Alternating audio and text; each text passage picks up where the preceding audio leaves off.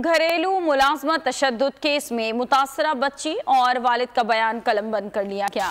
Islamabad police के जारी tweet में इंकशाफ किया गया है कि बच्ची की मेडिकल रिपोर्ट ताहाल पुलिस को मौसूल नहीं हुई, जबकि मुलजिमा सोमिया ने 1 अगस्त तक जमानत हासिल कर रखी है। मामले में मुलव्वस तमाम अफराद की छानबीन की जा रही है। कार्रवाई कानून के मुताबिक अमल में लाई जा रही है।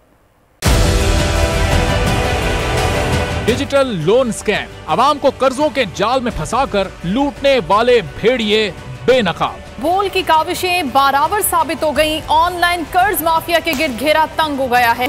बोल ने दिया अपने आवाम का साथ, उठाई इस स्कैम के खिलाफ आवाज। बोल की डिजिटल लोन स्कैम के खिलाफ आगाही मुहिम की सबसे बड़ी ट्रांसमिशन 59% आवाम ने देखी अपनी स्क्रीन पर, क्योंकि बोल है पाकिस्तान का नंबर 1 न्यूज चैनल।